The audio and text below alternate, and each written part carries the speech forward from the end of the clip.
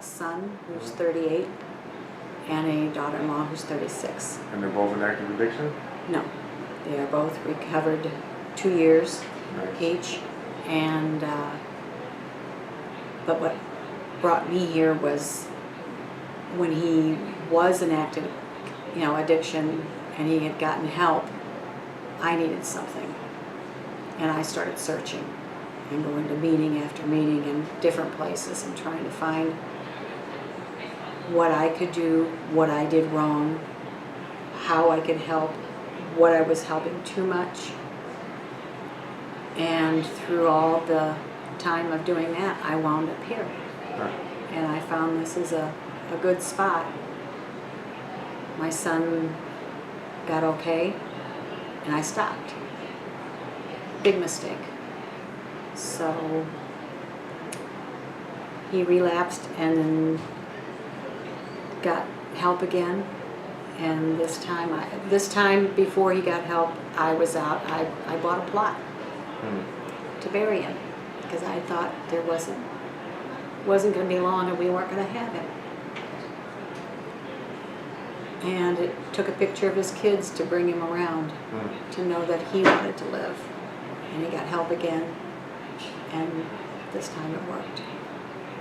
So 2 years clean, and he even said to me not too long ago, "Are you still going to your meetings?" I said, "Yep," because I still learn something every day. Every time I come to a meeting, I learn something, and I appreciate other parents' input, and it helps me to stay grounded. And this meeting in particular, there is hope. Nice.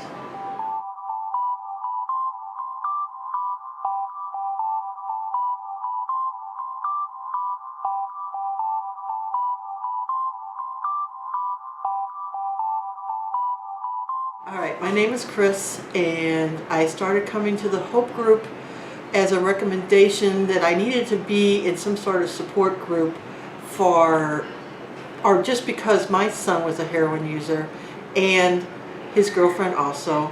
It was affecting our family life.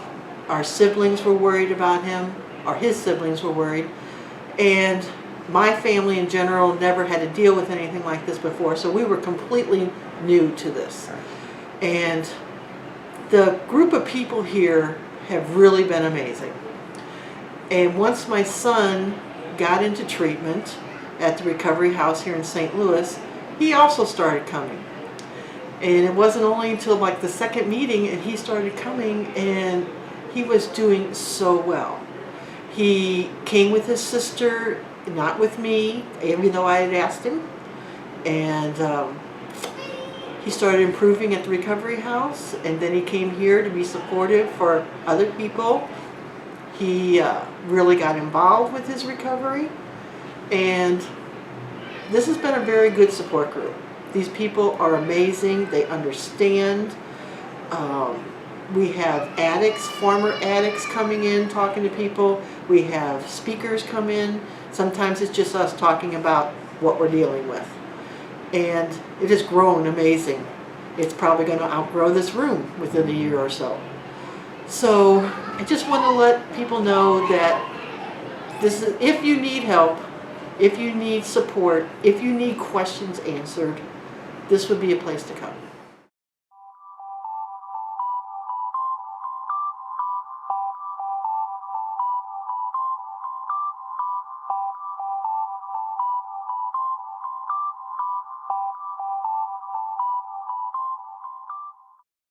I'm Mary D. Been coming to Hope about 4 years, and what brought me to Hope is my son, who is now in recovery, so that's the good news.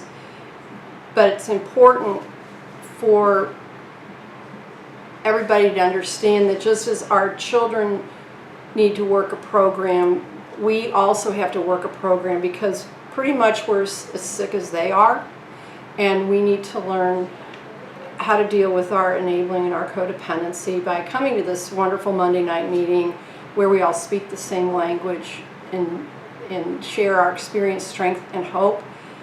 And and get as healthy as we can also for ourselves. While our loved one is on their journey, we're also on our lifetime journey of recovery.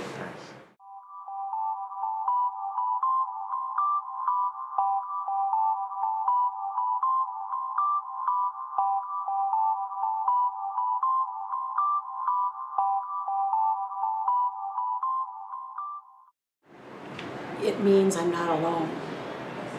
It means that even in sobriety, you still need some help. You still need to continue, and you need that companionship with other people to know that you're not alone. It's just very family oriented. The Hope Group to me is really almost like a family now.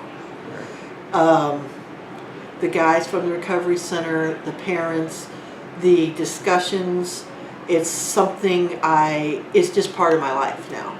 And I want to support it as much as I can, spread the word. Really difficult to put into words because I've even brought a new friend to the group, and she's loving it as much as I am. Get to know people. It's just very family oriented. You learn when you go to meetings like this, and also Al-Anon groups, you learn tools for living, and you find that when you miss a meeting, like if we don't have one because there's a holiday or you have some other activity, there's something missing in your life. There's that foundation, that core gathering of like-minded people that you miss, and you need that. It's like recharging. It's like recharging your battery, and you miss it if you don't have it.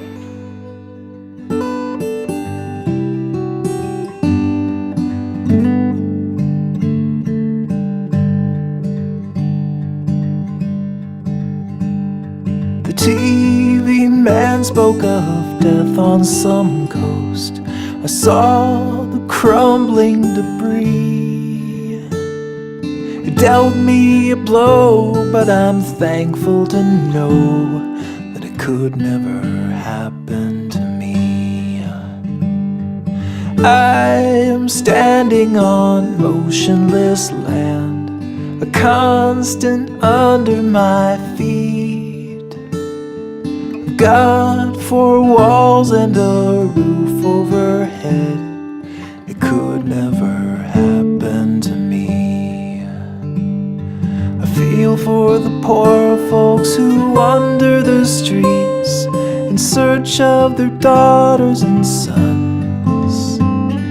It's sad there are people with nothing to eat, but I'm thankful I'll never be one.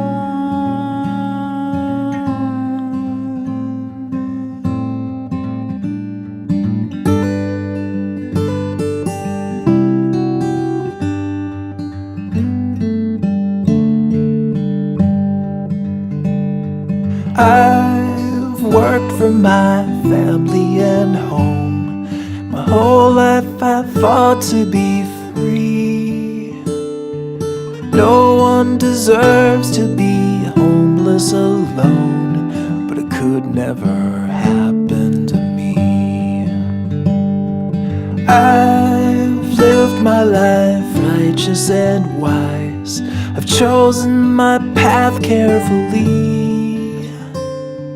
Someone just has to be smiling on high, 'cause it could never happen to me. No, I'm not without flaws, and I've suffered through loss. I've got problems away on my mind.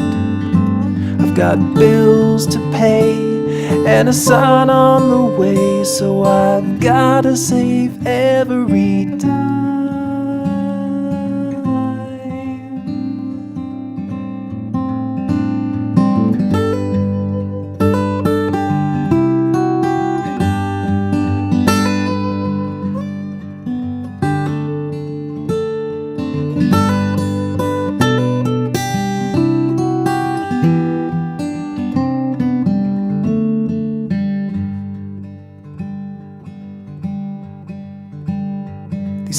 things always happen so far from my door, as if tragedy lives overseas. I wish I could help, but I'm glad for myself that it could never happen to me. It could never happen to me.